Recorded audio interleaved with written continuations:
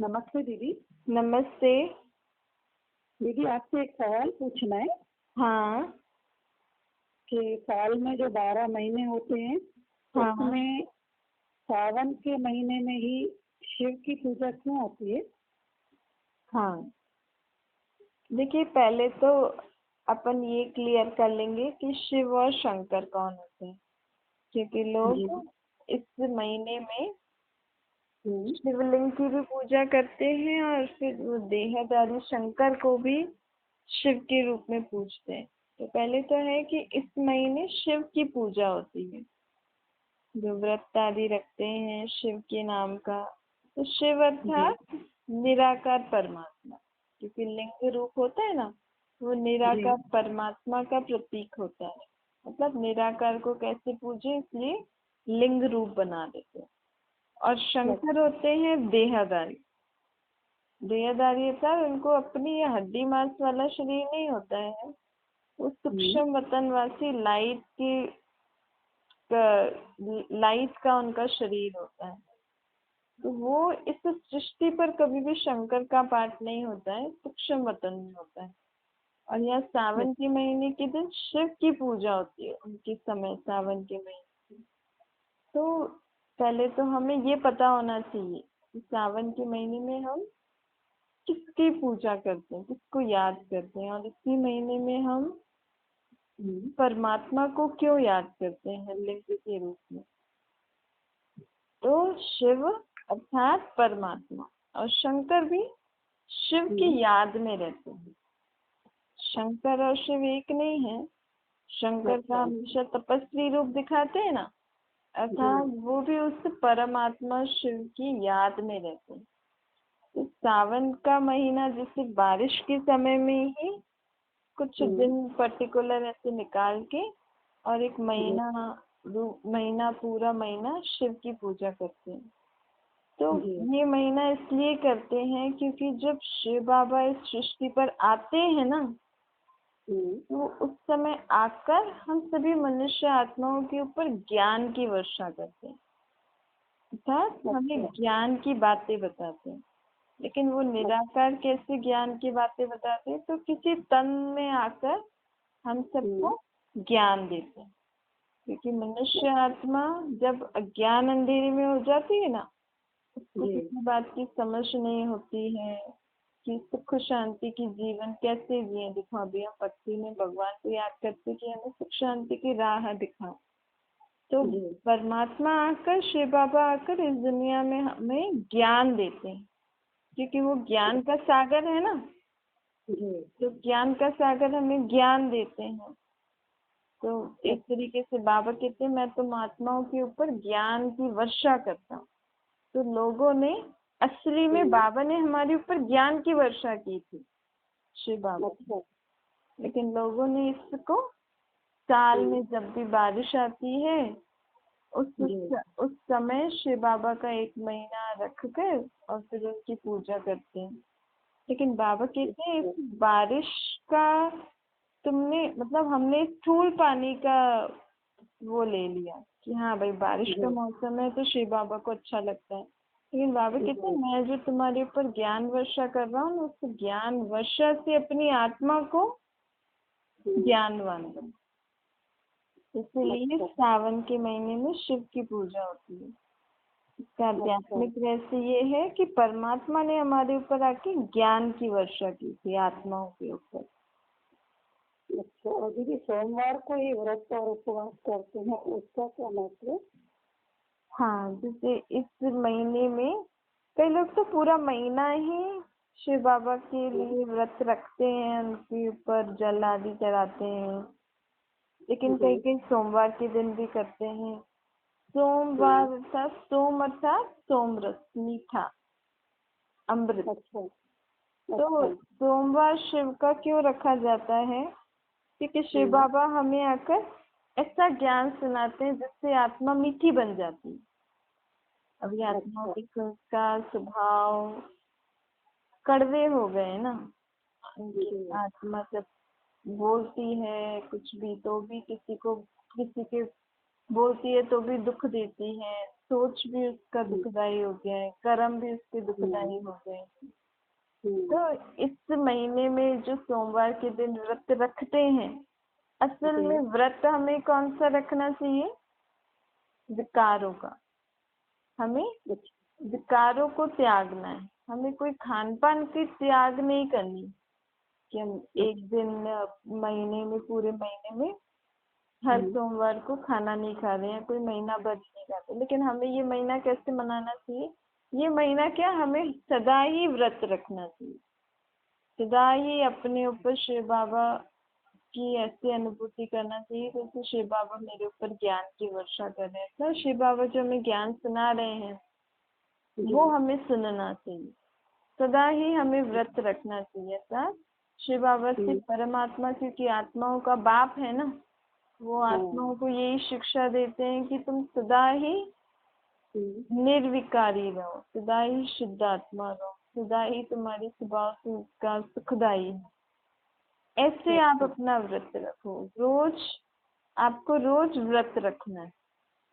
अगर आप में जो भी बुराई है, जो भी कमी कमजोरी है, जो भी विकार है ना, आप उसको जांच के रोज सुबह को ये अपने से प्रॉमिस कर लो कि आज मैं जो भी आपके अंदर बुराई है वो नहीं करूंगा।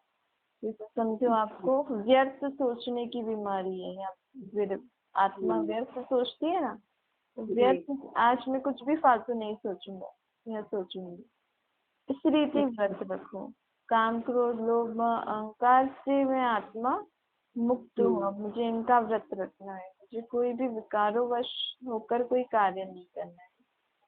मुझे कोई भी झूठ, पाप, ईर्ष्या, द्वेष, इनके सहारे से मुझे अपना जीवन नहीं जीना है। इसका व्रत रखना चाहिए।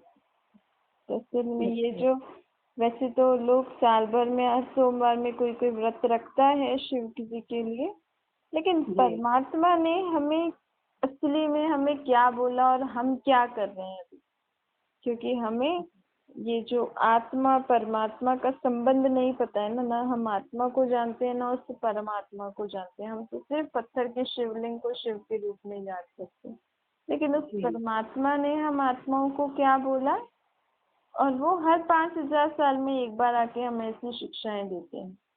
हर 5000 साल में एक बार आकर हमें, हमारे ऊपर ऐसी ज्ञान की वर्षा करते हैं, हमें ऐसे ही व्रत रखने को बोलते हैं कि अब तो बुराइयां छोड़नी है, बुराइयां, विकार, ये सब छोड़ना, इनका व्रत रखने के लिए। बाबा कहते हैं कि तुम शरीर को ना खिला के उससे मैं थोड़ी खुश होऊंगा। मैं तो तुम्हारा बाप हूँ ना। बाप बच्चों से कब खुश होता है?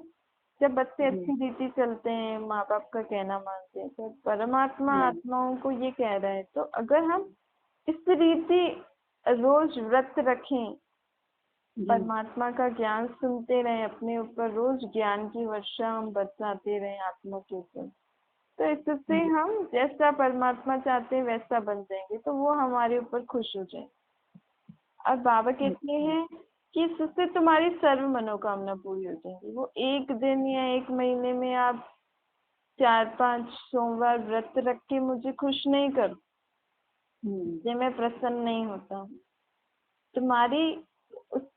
तुम्हारी अगर तुम्हें सारी मनोकामना पूरी करनी, क्योंकि कई लोग व्रत रखते हैं, कुछ कुछ मनोकामना होती है उनके मन में, लेकिन तुम्हें अपनी मनोकामना पूरी करनी है तो तुम्हें इतना लायक बनना पड़ेगा। हर बार थोड़ी तुम ऐसे व्रत रख के, मुझे मेरे लिए व्रत रख के, भूख प्यास रख के आप सोचो कि हमारी मनोकामना पूरी हो जाएगी। अब तो बाबा कहते हैं इस रीति अपनी मनोकामना पूरी नहीं करो। अब अपने आप को ऐसा लायक बनाओ, अपने आप में इतनी शक्ति, गुण और समझ अपने अंदर धारण करो, अपने आप को इतना सुखदायी बनाओ कि आप ही तुम्हारी सर्व मनोकामना पूरी हो जाए। आज मनुष्य आत्मा खुद ही ऐसा विकारी, पापी, और खुद के कर्म ही ऐसे हो गए ना, जिस कारण हम कुछ भी, हमें कई चीजें प्राप्त नहीं हो रही और हम दुखी हो रहे हैं, परेशान हो रहे हैं। लेकिन बाबा आकर हमारे ऊपर ऐसी ज्ञान की वर्षा करते हैं कि हमारे आगे 21 जन्मों तक हमारी सारी मनोकामना पूरी हो जाती है। परमात्मा हर कल्प में एक बार, 5000 साल में एक बार, जब कलयुग का अंत सतयुग के आदि के बीच के समय आते हैं इस सृष्टि पर, वही समय अभी चल रहा है। अभी कलयुग का अंत सतयुग के आदि के समय अभी चल रहा है, और इसी समय परमात्मा हम सभी आत्माओं के ऊपर ज्ञान की वर्षा कर रहे हैं। इसी समय वो हमें कह रहे हैं कि इन विकारों बुराइयों का व्रत रखो, इनको छोड़ो, और मुझे अपने आप को आत्मा समझ के मुझे निराकार रूप में याद करो। यही आपका सच्चा सच्चा दूध है जो हम दूध चढ़ाते ना इस दिन। हाँ, और दीदी कांवड़ी वो जल लेकर चढ़ाने जाती है ना। हाँ, तो बाबा कहते हैं कि अगर तुम्हें मेरे ऊपर दूध चढ़ाना है, मुझे प्रसन्न करना है, तो मैं जो ज्ञान तुम्हें दे रहा हूँ उसको सुनो, धारण करो और जीवन में उसको प्रैक्टिकल में लाओ, और विकारों बुराइयों को छोड़ो, उनका व्रत रखो, और मेरे को निराकार रूप में याद करके अपनी को आत्मा समझ के अपना सच्चा सच्चा याद का दूध चढ़ाओ। और जो तुम मेरे ऊपर एक एक महीना लोग जाते हैं कांवर लेके शिव के ऊपर जल चढ़ा रहे हैं, कहते हैं कि इस महीने में ये समुद्र मंथन हुआ था, उसमें से कुछ ऐसी कड़वी चीज निकली थी तो शंकर ने पी ली थी। क्योंकि शिव तो निराकार है ना, क्योंकि लोगों को तो पता नहीं है शंकर और शिव कौन है, तो शंकर और शिव को मिला दिया, पिया शंकर ने, पानी चढ़ाते हैं शिव के ऊपर। लेकिन शंकर को भी अपनी देह नहीं, और ऐसे कोई सूक्ष्म वतनवासी शंकर ऐसे कोई पीता नहीं है। ऐसे कोई देवताओं असुर, पहली बात तो देवता असुरों के बीच में से लड़ाई होती नहीं। देवता होते हैं सतयुग में, असुर है कलयुग में। युग ही परिवर्तन हो गया तो एक साथ मिलन कहाँ से होगा। ये तो हम जो अपने अंदर की जो कड़वाहट है, जो विकार है, जो परमात्मा को हम अर्पित करते हैं। बाबा कहते हैं मुझे तुम ये अक्कतूरे चढ़ाते हो ना, इनकी जगह तुम संकल्पों से अपने सारी कड़वाहट दे दो। तुम्हारे अंदर जो भी बुरी स्वभाव संस्कार हैं, जो भी दुख भरी बातें हैं, वो मुझे दे दो। अच्छा, तो परमात्मा अपनी शक्ति से हमारे अंदर की कड़वाहट खत्म करते हैं। ऐसी कोई वो ऐसी चीज जो कड़वाहट आदि जो समुद्र में से निकला था, जो कहते हैं उन्होंने पी लिया, उनके गले में ऐसे नीला हो गया, इसके कारण उनको वो लोग जल चढ़ाते हैं। बाबा कहते हैं कि न तो मैं पीता हूँ न शंकर पीता है, मेरे पास तो शरीर है। ये तो तुम मेरे ऊपर जो अपने संकल्पों से अपना सब कुछ मुझे दे दो, अपने विकार बुराइयां आदि, तो मैं उनको अपनी शक्ति से खत्म करता हूँ। अच्छा, तो बाबा कहते हैं इस रीति मैंने तुम्हें बोला था, मैं तो हूँ ही सर्वशक्तिवान, मुझे थोड़ी तुम्हारी बुराइयां या विकार मेरे को अफेक्ट कर सकते, मतलब मेरे को थोड़ी हानि पहुंचा सकते हैं। मेरी शक्ति से तो ये खत्म हो जाते हैं।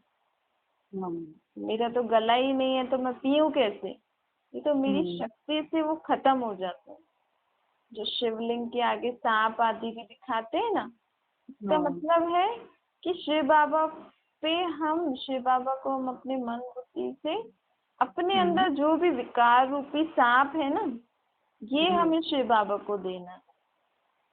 अच्छा, हमें ये थोड़ी है कि शिवलिंग के आगे आप सांप, लोग ऐसे रखते हैं ना, नकली वाला सांप भी बना के रख देते हैं, या कई मंदिरों में ऐसे सांप भी रखो। आप कहते हैं कि ये सांप थोड़ी, तुम्हारे अंदर जो सांप है ना, विकारों रूपी सांप, ये मुझे दो।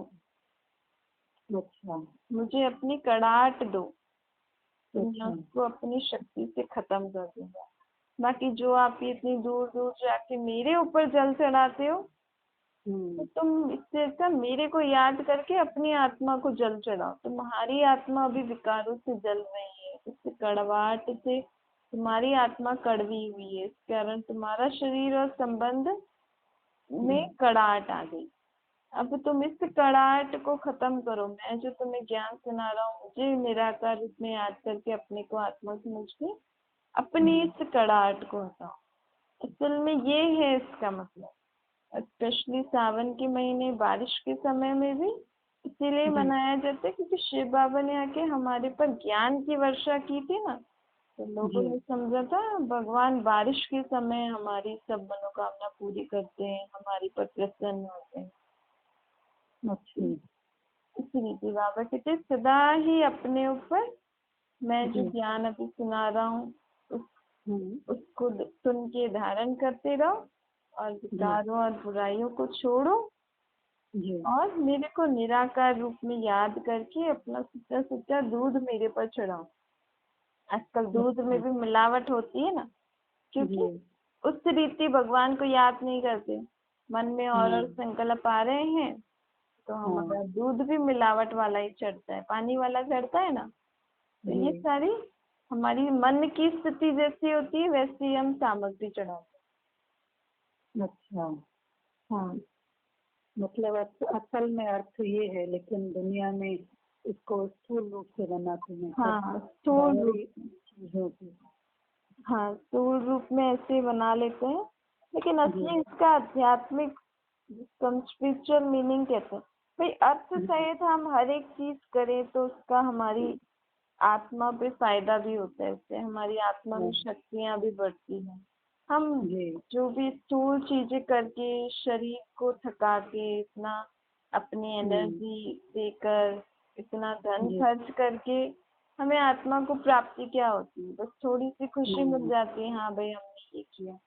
लेकिन हम हर एक चीज को अर्थ समझ के करेंगे। चलो आप व्रत भी रख रहे हो लेकिन अर्थ समझ के रखोगे, आप दूध भी चढ़ाओ लेकिन अर्थ समझ के चढ़ाओगे तो वो फिर आपको उससे फायदा भी होगा ना, समझ से चढ़ाओ। तो हमें ये समझ के हर एक त्योहार आदि मनाना चाहिए, तो ही हमारी आत्मा से बुराइयां निकलेंगी। हाँ और हमें प्राप्तियां भी होती हैं। जी ठीक है। जी।